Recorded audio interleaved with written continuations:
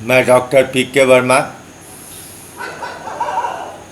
आप सभी biology students और शिक्षकों का इस क्लास में स्वागत करता हूं। आज हम लोग जेनेटिक्स जैसे गंभीर विषय में सबसे पहला टॉपिक मोनोहाइब्रिड क्रॉस पढ़ेंगे। मेंडल के पहले प्रयोग के दो ऑब्जर्वेशंस को हम लोग समझेंगे। When a cross is made to study inheritance of one character with two contrasting traits at a time, it is called monohybrid cross। पौधे में बहुत सारे लक्षण होते हैं, उनमें कंट्रास्टिंग एक दूसरे के विपरीत गुण भी पाए जाते हैं, लेकिन जब हम क्रॉस करके हम सिर्फ एक लक्षण के आनुवांशिकता का डिस्कशन करेंगे, उस पर विचार करेंगे, तो इसे मोनोहाइब्रिड क्रॉस कहा जाएगा। When a plant with purple color were crossed with white flowering plants in the first generation, all became purple। दो कंट्रास्टिंग कैरेक्टर हुआ, फूल का रंग पर्पल का या सफ़ेद, दोनों कंट्रास्टिंग है। अगर ऐसे प्लांट को आपस में क्रॉस कराया जाता है तो पहले जनरेशन में सारे पौधे पर्पल कलर के मिलते हैं। तो सारे पौधे जो पर्पल कलर के मिलते हैं वो क्या हो गया? तो वो हो गया डोमिनेंट कैरेक्टर, एक गायब हो गया। तो वह ट्रेट्स दैट अपीयर्स, जो उत्पन्न होता है, प्रकट होता है, उसको कहा जाता है dominant. And that disappeared is called recessive.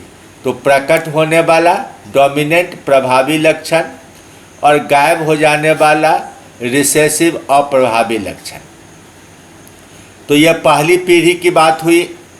अब पहली पीढ़ी के पौधे को सेल्फ पॉलिनेशन करने के लिए छोड़ दिया जाता है, तो अपने आप अपने में ही परागन और निषेचन के बाद जब नया फल, नए बीज बनते हैं, तो अगली पीढ़ी के पौधों में क्या देखा जाता है?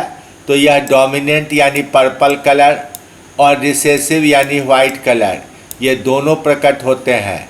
लेकिन डोमिनेंट होता है 75% और रिसेसिव होता है 25%, इसलिए इनका अनुपात होता है 3:1।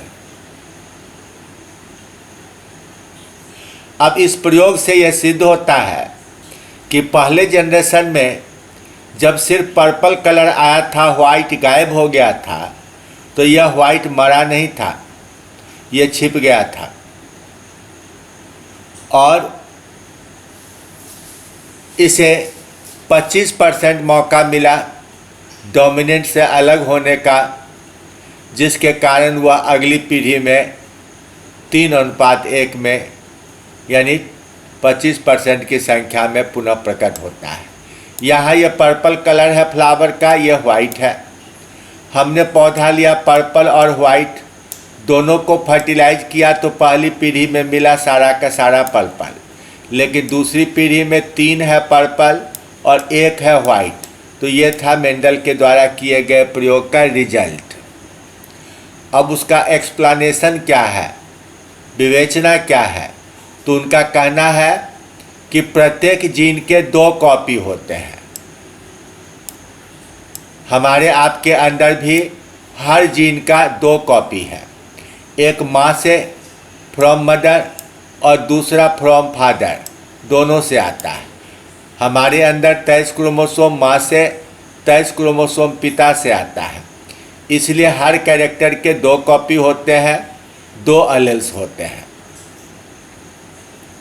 अब इन 2 कॉपीज या 2 अलेल्स में एक का लक्षण प्रभावी हो जाता है। तो पहले जब प्रयोग शुरू करते हैं तो कहते हैं शुद्ध लक्षण वाला पौधा, तो वह होमोजाइगस होगा। यह शुद्ध लक्षण वाला जब भी होगा तो होमोजाइगस होगा। कैपिटल पी या स्मॉल पी। पर्पल हो गया कैपिटल पी और सफ़ेद हो गया स्मॉल पी। अब जब गैमीट बनता है तो एक से कैपिटल पी और दूसरे से स्मॉल पी आता है।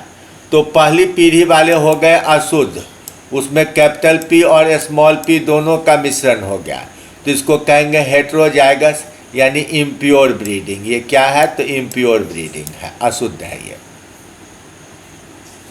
अब अशुद्ध की अवस्था में एक जिसे हमने कैपिटल पी कहा वह इतना शक्तिशाली होता है कि अपने सामने दूसरे के प्रभाव को नष्ट कर देता है।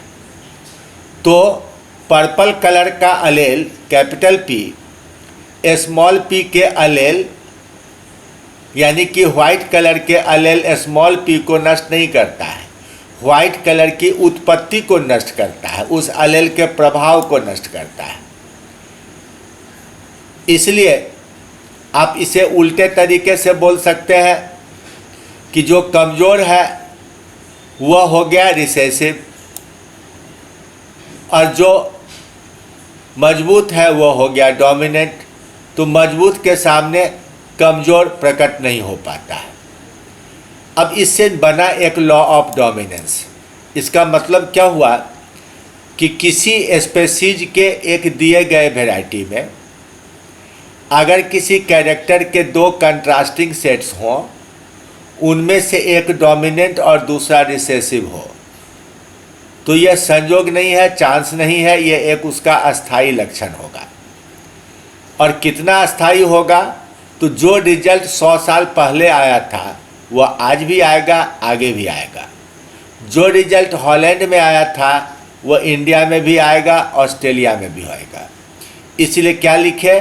Dominance and recessiveness are permanent features of alleles independent of time and space. जगह और समय से मुक्त, हमेशा और हर जगह पर डोमिनेंट हमेशा डोमिनेंट रहेगा और रिसेसिव हमेशा रिसेसिव रहेगा।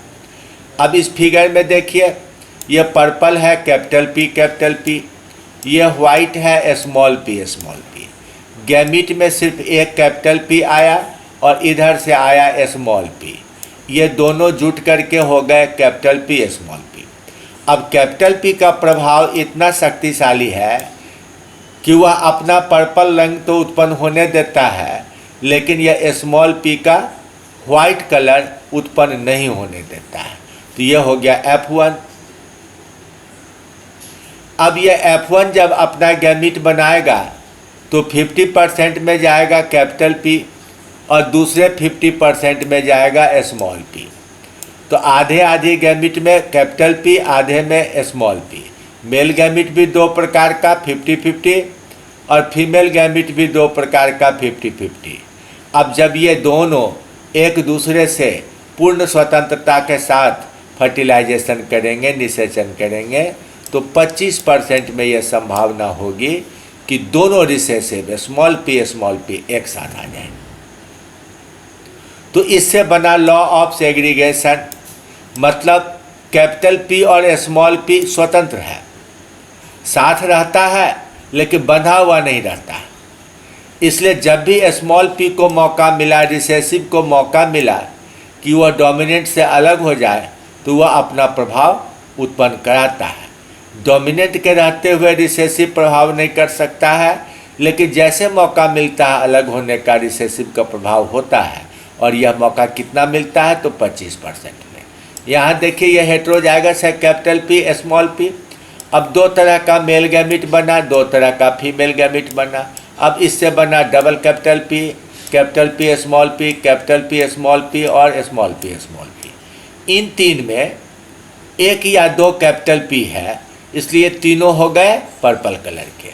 और ये बेचारा अंतिम जो नीचे है दोनों स्मॉल पी वाला, वो हो गया वाइट। तो जीन की संरचना, जीन की सजावट तीन प्रकार की हुई। Capital P 1, capital P small P 2 और स्मॉल पी 1। तो 1:1 यह अनुपात हुआ। लेकिन आपको दिखाई क्या पड़ेगा? तो 3 पर्पल 1 वाइट, यही हुआ 3:1। अब जो दिखाई पड़ने वाला लक्षण है उसको फेनोटाइप कहते हैं, और जो अंदर में जीनी संरचना है उसे जीनोटाइप कहते हैं। तो 3 जीनोटाइप और 2 फेनोटाइप हुआ। दिख रहा है 2 प्रकार, अंदर ही अंदर हुआ है 3 प्रकार। फिर हमने लिखा कि morphological form of characters are called phenotype और internal genetic characters are called genotype. तो डोमिनेंट के अंदर कैपिटल P भी हो सकता है और कैपिटल P स्मॉल p भी, और रिसेसिव जब भी होगा तो सिर्फ स्मॉल p होगा। तो अब हम लोग मोनोहाइब्रिड क्रॉस पढ़ते हुए 2 नियमों को समझें कि लॉ ऑफ डोमिनेंस क्या है और लॉ ऑफ सेग्रीगेशन क्या है। अब हम लोग डायहाइब्रिड क्रॉस पढ़ेंगे अगले सेशन में, और उसमें एक तीसरे नियम लॉ ऑफ इंडिपेंडेंट असॉर्टमेंट का डिस्क्रिप्शन देंगे। लेकिन उसके पहले ये ज़रूरी है कि आप मोनोहाइब्रिड क्रॉस को अच्छी तरह से समझकर अपने माइंड में सेट करें, क्योंकि जब डायहाइब्रिड क्रॉस की चर्चा होगी तो 2 लक्षणों के इसी रिजल्ट को एक दूसरे में मिलाया जाएगा, मर्ज किया जाएगा स्टैटिस्टिक्स के आधार पर। Thank you very much.